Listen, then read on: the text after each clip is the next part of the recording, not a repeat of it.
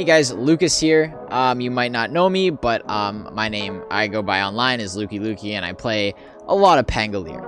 I'm been famous for hitting like 9K. I'm maybe famous for only knowing how to play this hero, possibly griefing your other favorite pro streamers' games by not getting Pango. But I'm here to give you guys some cool tips. And yeah, hopefully it'll help improve your play. I'm going to use Pango as an example because it's the hero that I know best. And I'm just going to talk a little bit about rotations and how I think you should be prepared and how I think certain decisions are made at certain points in time. But here we go. So we're just going to have an average lane. I'm just going to try to hit my bottle timing. I'm just going to show you that I'm just really behind on net worth. You can see he's beating me by like a clean 600 gold. He got the 4-minute rune as well. And we're just going to look at when I make my first rotation. So right now, we need to kind of ask ourselves, am I happy mid lane right now? And the answer is no. I'm currently not happy mid lane. I'm just going to push the wave out. He's going to push the wave out. He's going to go jungle. I'm going to go jungle. There's not really any kill threat. He's never going to put himself in a position, like when I hit level 6, such that I can swashbuckle really close to him and fire off a Rolling Thunder, bounce off a bunch of walls and kill him. He's definitely going to be near his tower. It's a Zeus. He's also not really putting pressure by like auto-attacking my tower, so there doesn't really hold much benefit for me to stay in my lane. And also, when he tries to actually hit my tower, I would be able to like swash in and roll if he does get close, as you've seen me do many times if you've seen my videos before.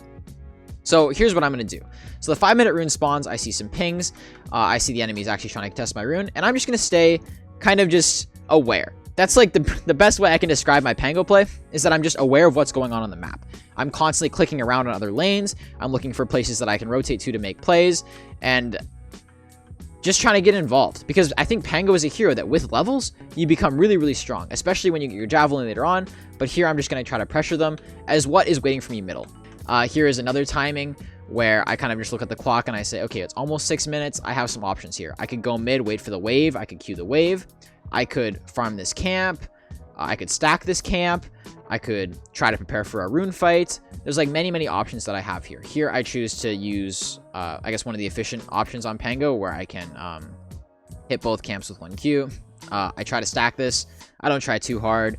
I see that the rune doesn't spawn bottom. I say that I'm not going to get a rune, and that's just life.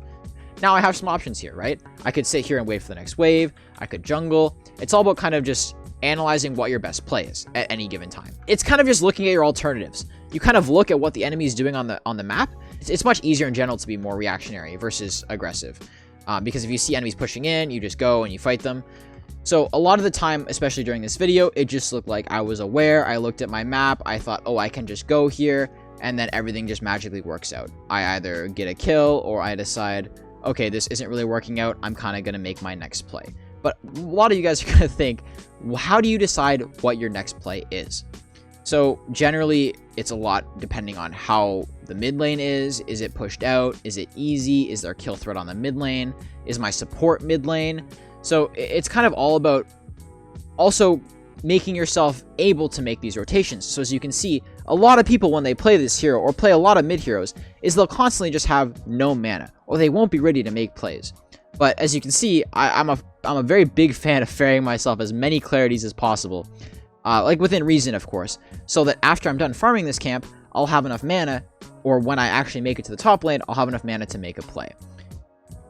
Alright, so I guess that's going to kind of do it for me on this video on rotations. I hope that you learned, hopefully something. It's really hard for me to cover this concept generally. I really want to give you guys solutions for your problems. I want to tell you what I would recommend you to do in every situation, but I just can't. Dota is a very complex game. There's a lot of things you can do at any given time. There's a lot of places you can be. There's a lot of different heroes people are. You're going to have different support heroes on your team, different runes. Like, there's so many different things that could happen in the game.